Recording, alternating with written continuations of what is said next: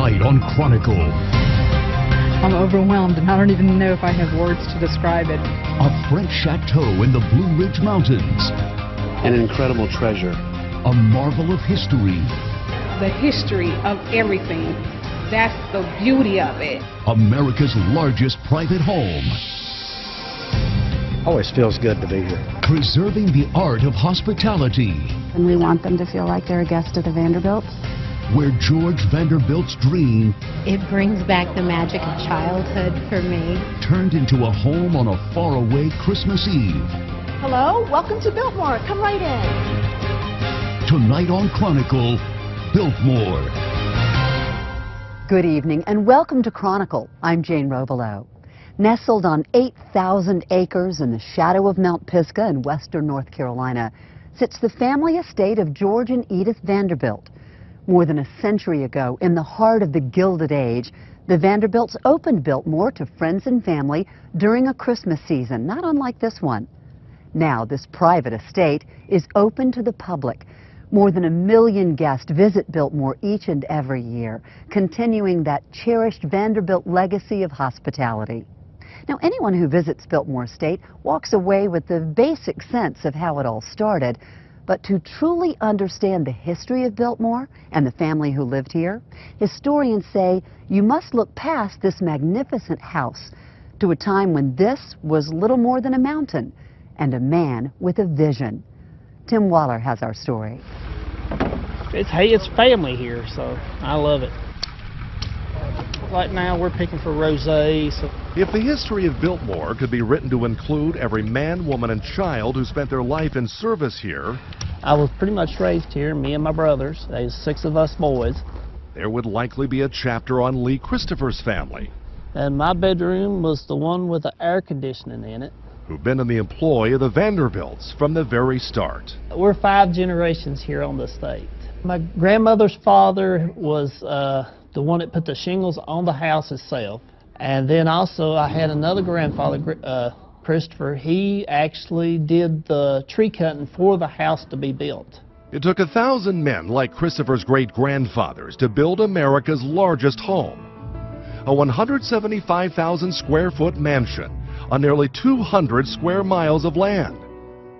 Yet George Vanderbilt, the wealthy heir to his grandfather's railroad fortune, had smaller aspirations when he first arrived here in 1888. George Vanderbilt started off wanting to build a modest home.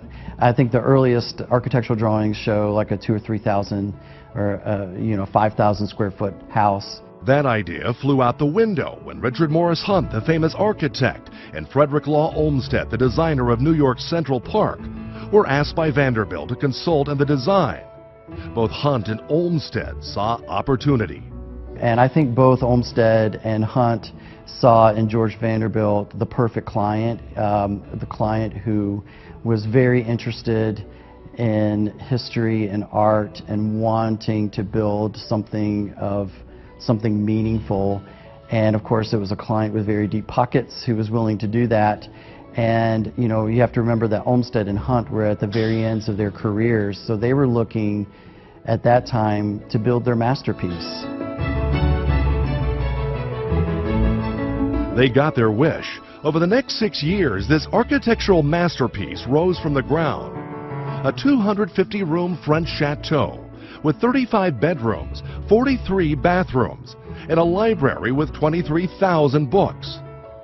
Even the drive to the house created a surprise for Vanderbilt's wealthy friends from up north. You didn't know where you were. You were 3 or 4 miles from the railroad station. You know, you're in the middle of nowhere. These people who came out of Newport or New York probably thought they'd just been beamed to another planet. And then they turn the corner and there's the front of the house. It's like, oh my gosh, we've arrived somewhere special. You know? But even this wouldn't feel like home to the world's most eligible bachelor until his marriage in 1898 to wife Edith. Her outgoing nature and ability to relate to people of all backgrounds gave Biltmore a new spark. I know she used to visit families that lived on the estate. If a baby was born or if someone was sick, she'd take, supplies to them that they would need. And sometimes she'd just go by and visit and take packets of seeds just for their garden. It was a match made in heaven, and soon George and Edith became the proud parents of daughter Cornelia. They were the first family of this cherished estate, which extended as far as the eye could see. Vanderbilt's land was so vast, a huge responsibility came with it. Tree cutting was rampant in the late 19th century, and he knew he'd have to do something to protect all this beauty for future generations. It was here modern forestry, as we know it today, was created by a man named Gifford Pinchot. Pinchot's conservation techniques were so advanced, President Theodore Roosevelt hired him away from Vanderbilt for the job of a lifetime. He became the first forester of the U.S. Forest Service, and with our permission, he took all of our techniques that we had pioneered and turned it into the U.S. Forest Service. And as you're looking at something that's most important, setting the timetable, probably advancing it 30, 40 years, because sustainable agriculture was certainly in our future. It was just how far out in the future was it going to be, and he moved that forward quite a bit. And I think of all the things that he did, that's got to be the most important. Years later, after Vanderbilt's death, this cradle of forestry became public land. Edith Vanderbilt sold 87,000 acres to the federal government, which gave birth to the Pisgah National Forest. It was a way to honor her late husband's love of the land. Edith knew in her heart, she knew that what she was doing was good for the country, and it was something that her husband would have wanted her to do. In fact, wondering what Vanderbilt would think about all this has become a favorite pastime around here. We ask ourselves, what in the world would he think of this? And it'd be interesting to walk around with him now and ask that question. I'd like to ask them if they think we're doing a good job. I'd like to know that they were okay with what we're doing. That would be for me. Biltmore doesn't just have a backyard or a front yard. It's home to a park. Even the drive to the house is an experience, a 3-mile tour through deliberate, lush landscaping that acts as a grand curtain, preparing you for the main attraction that is Biltmore House. Our Mike McCormick has more on the groundwork. Whether you fall in love with the estate in autumn, bright, colorful, extravagant, or you spring for a visit to bask in the brilliant blooms, fresh. It's all the colors are fresh. You will have to hold on to your breath. The colors of the flowers are blowing me away. At Biltmore. When they say ooh or ah, you're like, yeah, we got them. Tall tulips, quintessential spring, Easter basket colors, rows of roses stemming from 250 varieties, just beautiful, incredible variety, mounds of mums, it's an ocean of color, the walls, nothing like it, the water.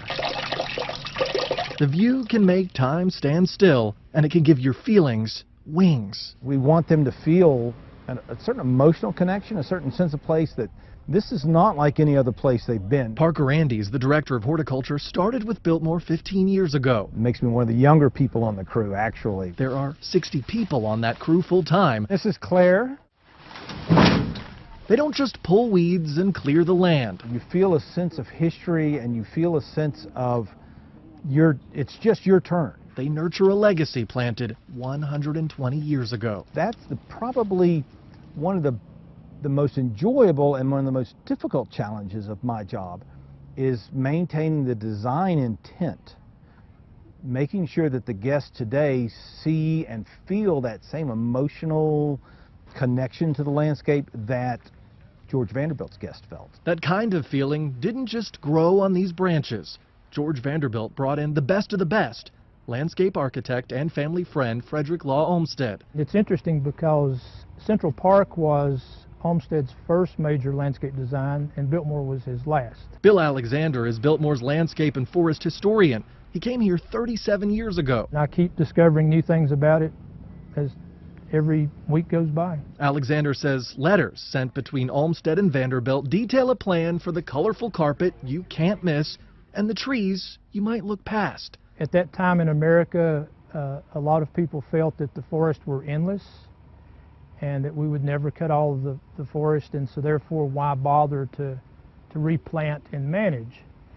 And that bothered Olmsted. Olmsted convinced Vanderbilt to branch out and use his green to preserve nature's. Biltmore was largely an experiment in forestry. In 1898, Biltmore started the nation's first school for training professional foresters. It also became home to the first scientific forest management plan in the U.S. I've watched trees that I personally planted 35 years ago now are 60 feet tall and birds nesting in them. Planning has always been the root of the natural beauty here.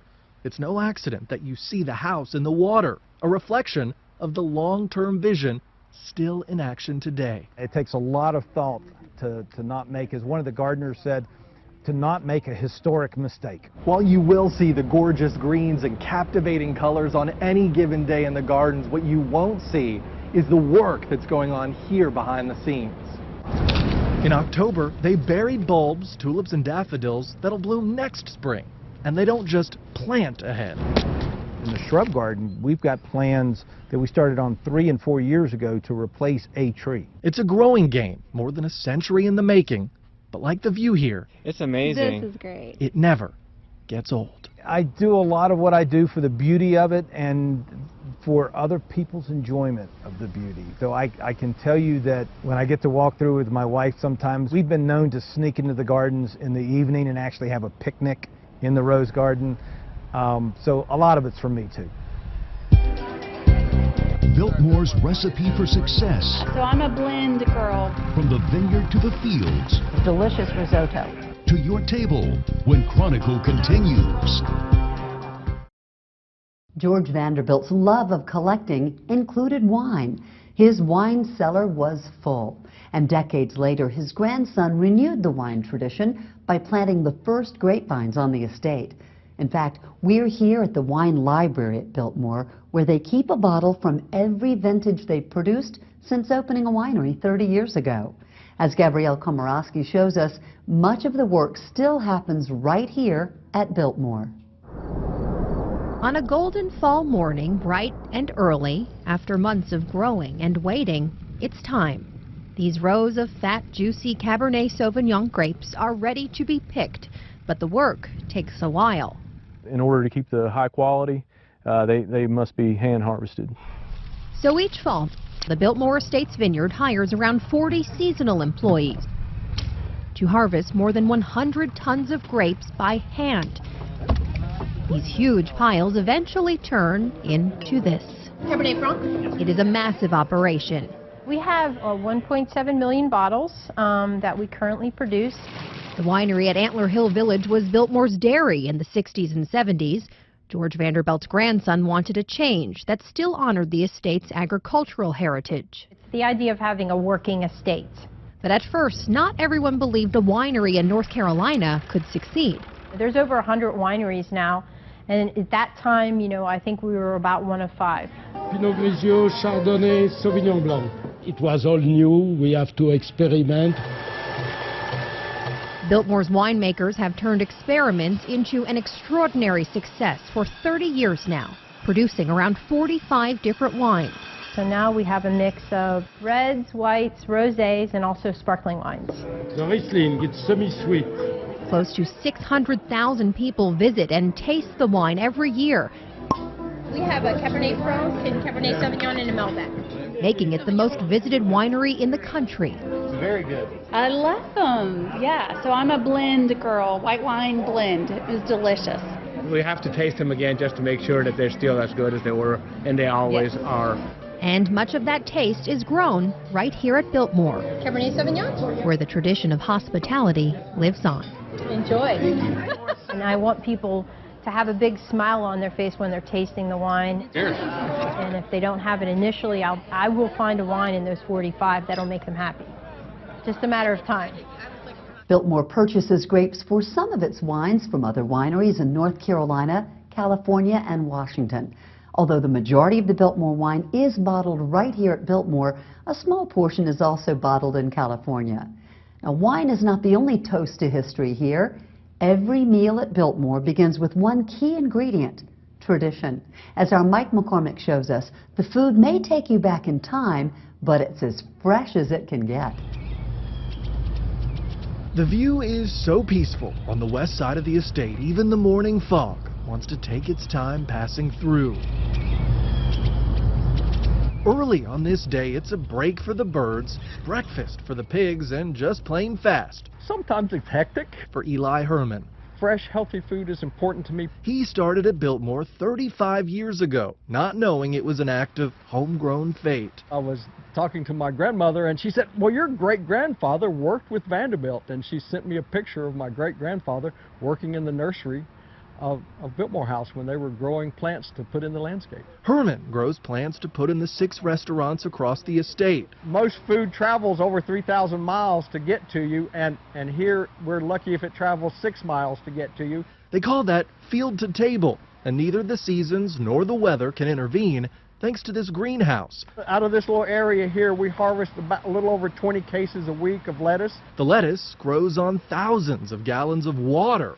So it gets 90+ degrees in the greenhouse, but the water in there stays at about 70 to 72 degrees, and it keeps the lettuce growing. Herman says controlling the environment makes the lettuce taste better. It's so tender and sweet that you can just eat it. You don't even need dressing on it. In the greenhouse, they're also growing edible flowers and experimenting with tomatoes. The plan is to build another one soon. The chefs are using more than we can grow. They grow it, harvest it, pack it, and you could be eating it this afternoon for lunch. And deliver it. What do we got today? All on the same day. Green lettuce, winter squash, and your macros. Remember that lettuce? It became a salad star, taking center stage on the lunch table at the bistro. To be able to talk one-on-one with the person who's raising the product and to know that it's coming from right here on the estate is special. Paul Clausen is the executive chef here. I'm going to season it with some salt and pepper here. He's seasoning and searing lamb. There we go. We've got a nice hot pan here. Raised on the property. It's starting to brown up nicely here. The meat will marinate in. It's going to help tenderize it. Biltmore wine. We put a lot of effort into raising our own lamb. They also raise chickens, cows, and pigs. Of the 500 lambs raised on the farm last spring, 200 went from the field to the table. If you think about it, that's what George Vanderbilt did. He had a diversified farm. And he prided himself in producing all of the food that was consumed on the estate by the family, by guests, and by staff. That was really critical. Biltmore's Ted Katsianis says sharing was critical too. We're really recreating the 1895 farm that George Vanderbilt put together. Vanderbilt's market garden sold fruit and vegetables to the public. The estate also provided a home, barns, a herd of cattle, and garden space for so-called tenant farmers. They paid their rent in fresh milk. Today, animals are sold for breeding, and you can buy the fresh farmed food. Great dinner. At special events like Taste of Biltmore Grand Finale at Deer Park Restaurant, or by ordering off the menu. And I know everything's organic, pretty close to it. It's wonderful. Yeah. And I've never had a bad meal here. At restaurants like the Bistro or Stable Cafe, which, as its name suggests, was once Vanderbilt's horse stable. It's only miles away from where you're eating it, instead of being transported across the country. So it's very big. It's huge. There is a huge hunger for carrying on Vanderbilt's vision. I certainly hope he would be proud. I would think he would be amazed. I've never felt like I was pressured to carry that on. It's just kind of been natural. Natural, like this feast for your eyes that brings a deeply rooted way of life so close you can taste it. Knowing that since the 1800s, this has been something that's been evolving and growing is something that I take a lot of pride in, and to be able to contribute to that is really cool for me. Preserving America's largest home. You don't get scared or nervous, because if you got too scared, you would break some. And the priceless treasures inside. Behind the scenes at Biltmore, next on Chronicle. It's impossible to visit Biltmore House without imagining what it would be like to live here. But can you imagine keeping a place like this clean, or keeping all of those artifacts in tip-top shape? Tim Waller shows us a side of Biltmore that guests never get to see. On a rainy morning before the guests arrive, Okay, might as well get this one first. Dina Gasperson goes where few are allowed. Makes me feel good to come in here and dust and clean. Her job is to clean Biltmore's priceless treasures, which requires a careful touch. You just relax and you don't get scared or nervous, because if you got too scared, you would break some. Keeping the house spotless is a job that involves an army of housekeepers, We dust all day long. working 3 shifts per day, 365 days a year. This house gets extremely dusty, and the main reason is because of our visitation. You know, we have a lot of guests come in, especially this time of year, wearing sweaters and things like that, and lint and dust and pollen in the spring. Something is always creating dust inside America's largest home, but age also leaves its mark, and some artifacts are more susceptible than others. Textiles just don't hold up, and wallpapers, and so we work to preserve the originals, and they're in storage, but then we go to great efforts to reproduce them so that what guests are seeing is 100% a reproduction of the original. When Papour and his team replaced the wallpaper and fabrics in the Louis XV guest room on the 2nd floor, they went to the same company in France that George Vanderbilt hired more than a century ago and had them reproduce it on the original looms. It took them, 2.5 years to weave the 200 yards that was needed for the Louis XV room, the red and gold velvet that you see on the walls and the draperies and on the bed. Preservation is the key at Biltmore. Even this ridge cap high up on the roof is a carefully handcrafted replica. The only thing Biltmore can't recreate is the dust, but even that is taken care of. I feel like this is my home away from home, and I take care of it. The Vanderbilt family hosted the fictional Crawley family this year.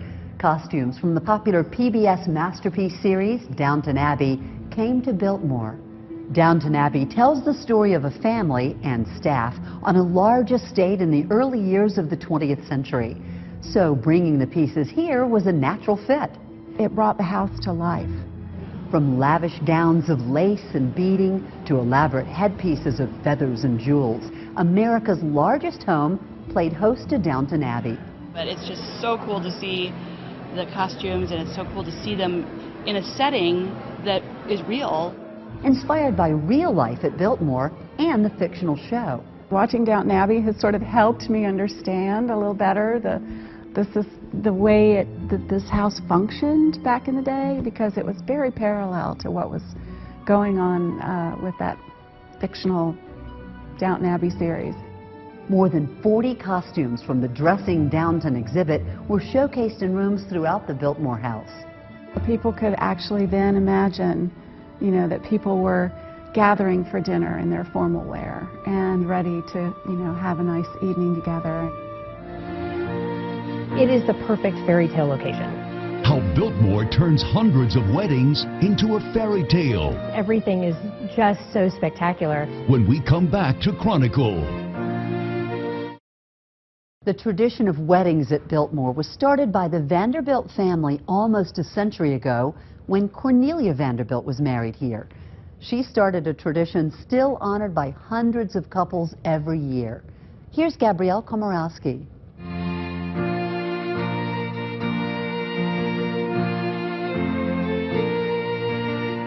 91 years ago, wedding bells rang at Biltmore.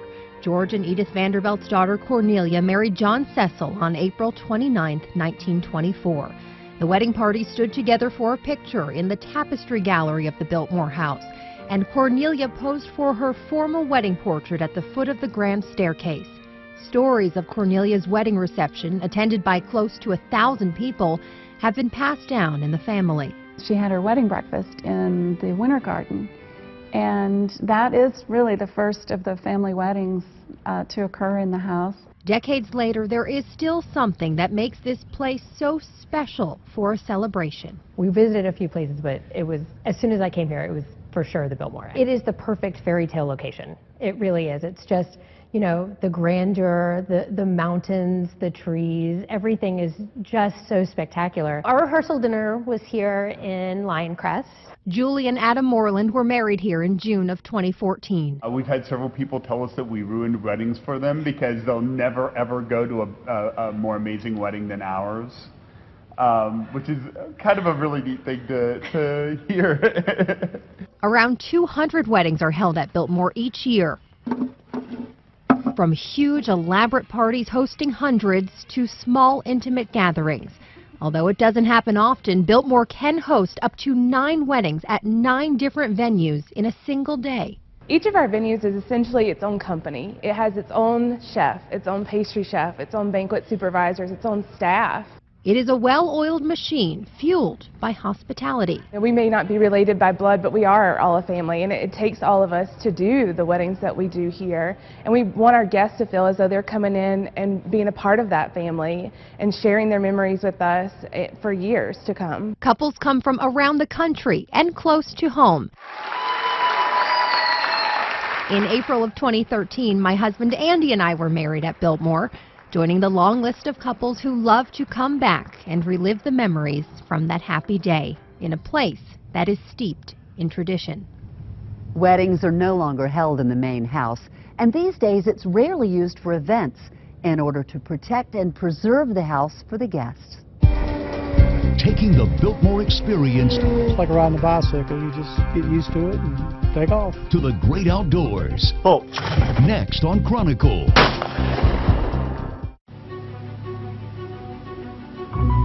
We now return to Chronicle Biltmore. Keeping up the estate's elegance and beauty comes at a price, and that's where the business of Biltmore comes in. From the ability to take the elegance of Biltmore to your home, to spending nights on the estate just like the Vanderbilt's guest, the Biltmore brand is big business, much more than a house and gardens. Here now with that story is our Liz Loheis. From the very beginning, the Vanderbilts have been in the business of hospitality. Welcome to Biltmore. The same kind of touches George Vanderbilt gave guests in 1895. Brought to Biltmore House by horse and carriage, and all their luggage would be delivered to the back door. Echoed at the inn more than a century later. It's a balance. You have to continue to move forward and grow the business, and yet be true to our roots and our culture. A hunger for history in a continuing story, a real-life fairy tale, some might say. When you interact with Biltmore, you become part of this story, and it becomes part of your life. A story filled with wonder. Speechless. It's beautiful. The hotel is probably the best you can find in North Carolina. While you can't take this amazing view with you, there are many accents and designs inside that you can bring home. Biltmore is celebrating 25 years in the home furnishing business. This headboard is Biltmore for your home. This tufted bed bench is also Biltmore for your home. They are getting luxury, and they're getting really a piece of the Biltmore home that they can really take home with them. From rugs to bedding, chairs, lamps, and frames. They're getting this connection to the place and to the ideals that George Vanderbilt set out when he created Biltmore. Biltmore for your home is sold in more than 8,000 stores across the country. So when you walk into that home department, the story of Biltmore is everywhere. Belk sells more Biltmore goods than any other store in the U.S. It's the store's 10th year of carrying the brand. We lead every flow, every planogram with Biltmore first. Haywood Mall Belk store manager Jason Shuttlecotty says the Biltmore for your home brand is one of the highest quality lines in the store. I actually bought a king-size Biltmore down comforter. Bedding is by far the best seller. When I come to Belk, I look for products like what I would see if I was staying at the Biltmore.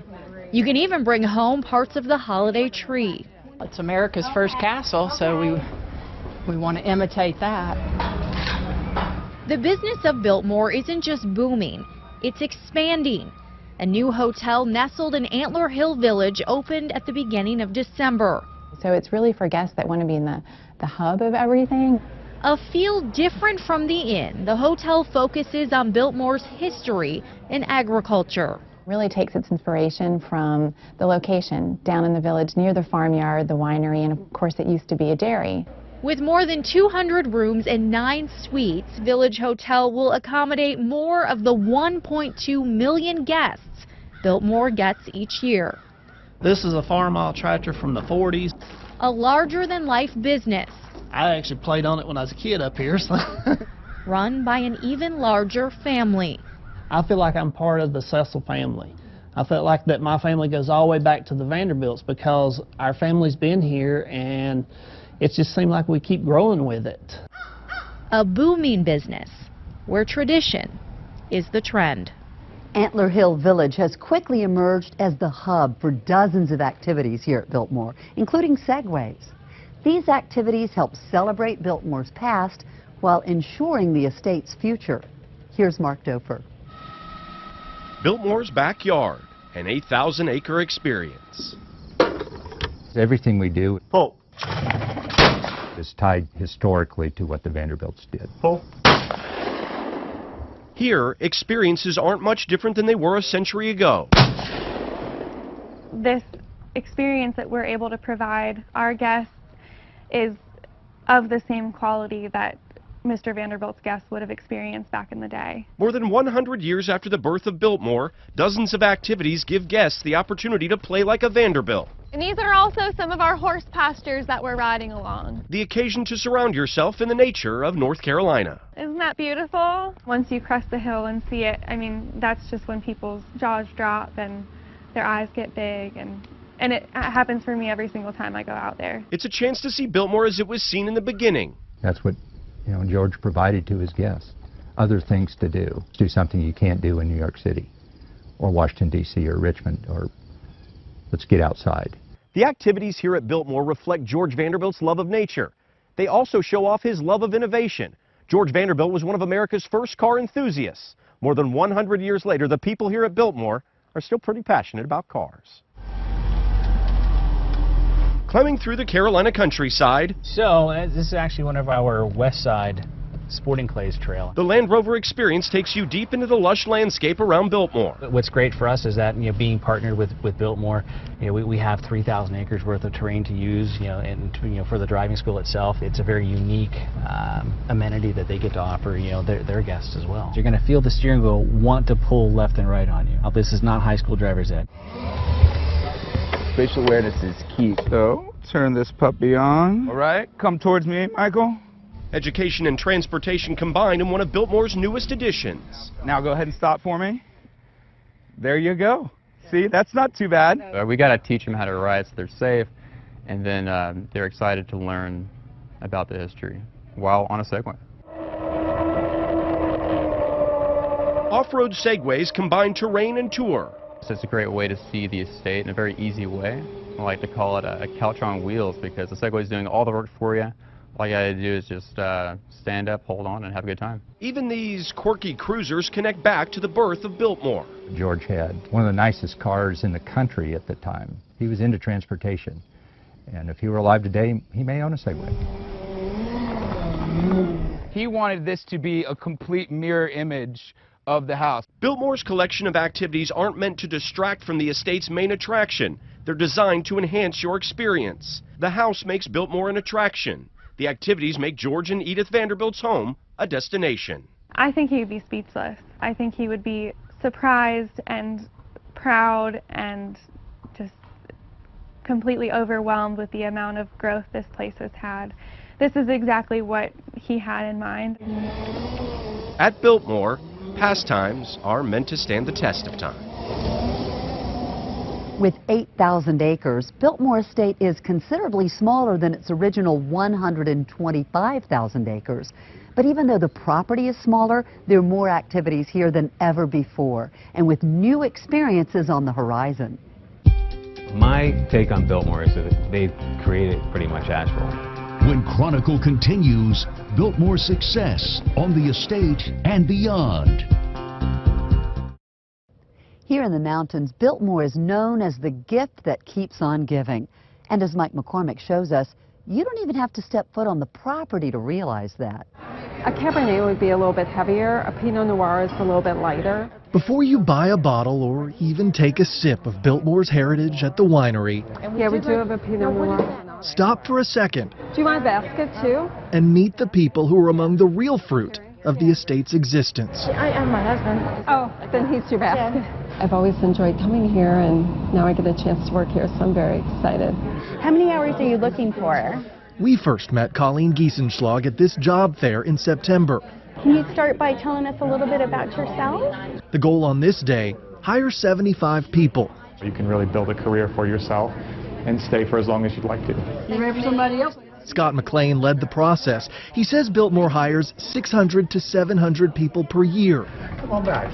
It is not uncommon to have people who've worked here 10, 20, 30, 40 plus years, which I think is a rarity in this day and age, and it really makes it a special place to be. I think the Moscato. Let me double check for you. Colleen Giesenschlag got hired on the spot. Now she's one of the 2,000 people on staff. Let me go check for you. That job fair happened at the corporate office in downtown Asheville, which is an example of how the company breathes life into the city. In a way, only Asheville's curb culture could. It just looked like it would be a really interesting place to see. Donna and Jib Samasco came from Connecticut with hopes of a Biltmore visit. You know how the other half lived in those big, gorgeous houses.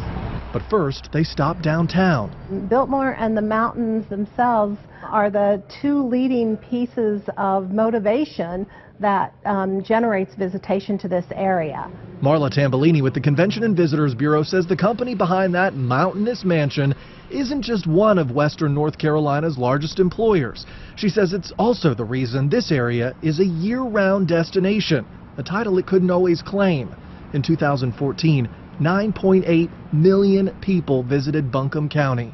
Biltmore really helped put Asheville on the map in many ways. And speaking of putting Asheville on the map, the proof is right here inside the chocolate fetish. And we mean that literally. It's actually something we're doing for a special order for the Chamber of Commerce. Biltmore's made its mark on Asheville the way this white chocolate does on this dark chocolate North Carolina. I think a lot of people are introduced to Asheville because they come to go to the Biltmore, but then maybe they come back on a future vacation. I want to talk a little bit about what to look for when you're looking for a high-quality chocolate. Elizabeth Foley says Biltmore is a real treat. Of course, the easiest thing to do if you're looking for a high-quality chocolate is just to come here. For her family's chocolate shop. A lot of customers that we help say that they're either going to the Biltmore or have been to the Biltmore. We have these name cards. Look at this. The holiday table display of edible name cards at the chocolate fetish honors the Vanderbilt family. So we have Edith, George, and Cornelia. Feast your thoughts on this. My take on Biltmore is that they've created pretty much Asheville. The owner of the Italian restaurant Strata. We make it, the downtown area, a fun place to be, and they draw the people in. Says Biltmore doesn't just feed him customers. So they're a great partner and a great leader to aspire to be like. That family-owned company shows him what his could be like. They're just like us, only a lot bigger. Size comes with a benefit for everyone. They promote Asheville, I think, just as great or greater than the city or the chamber. The Asheville Advertised Now also got some of its look from the estate artisans who stayed around. They designed and created pieces of the city's architecture and even area roads. George Vanderbilt wanted Buncombe County roads in good enough condition to support his love for automobiling. So you can't drive through Western North Carolina without seeing or hearing. Oh, we want to see the Biltmore. The ways Asheville built more. Now I see business all year round. Through the Biltmore. They actually care for the people and give back to the community, and it's not just about profit. Biltmore's reach goes beyond Asheville. In fact, you can spot parts of the estate in more than 15 major motion pictures. Films like Being There, Last of the Mohicans, Hannibal, and even parts of Forrest Gump were filmed here. And Biltmore's the subject of many books, most recently the best-selling Seraphina and the Black Cloak, written by one of Asheville's own. Okay, it's a little spooky for the end of the night. So I've just always loved Biltmore Estate. For Asheville author Robert Beatty. I go there with my family all the time, and whenever we go there, our imaginations run wild. Seraphina and the Black Cloak is just the beginning. We just think there should be stories here, so we imagine this story of a little girl, a very intriguing, unusual girl who lives down in the basement of the estate and kind of sneaks around and prowls and listens in on conversations and sees the Vanderbilt guests. The book is on multiple bestseller lists: New York Times, Amazon, USA Today, and Barnes & Noble. to never let herself be seen. There's even a trailer for the mystery thriller series with 4 million views and counting. It's kind of like a little Downton Abbey mixed with a spooky mystery. The next book, Serafina and the Twisted Staff, is a Disney leading title for 2016. Disney has even bought a third book in the series. How years of planning bring the magic of Christmas. You just cannot believe how enormous this tree is. When Chronicle continues. Christmas kicks off at Biltmore each year with some hard work, as a team of 40 employees use ropes and pulleys to hoist a huge tree into place in the banquet hall of Biltmore House. The raising of the great tree ushers in the season of celebration. It's just one of many traditions that makes Christmas such a special time at Biltmore. Here's Gabrielle Komorowski.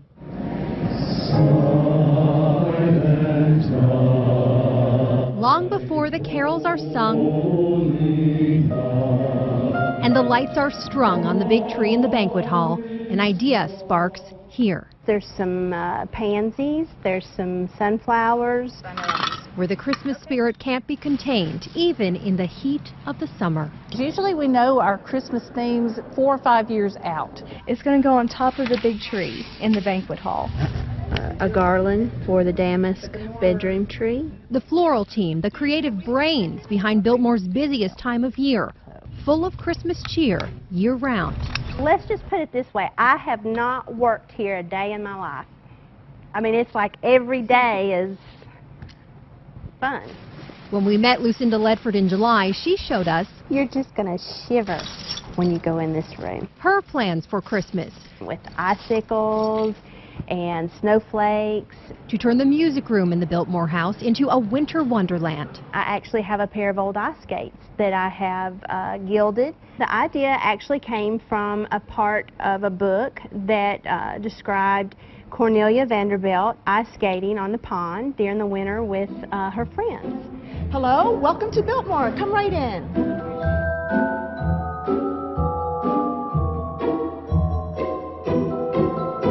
And now that we're in the Christmas season, there are those gilded skates on the mantle here in the music room. In fact, every decoration you see in the Biltmore house is planned, often years in advance, and researched. Many are inspired by stories about the Vanderbilt family.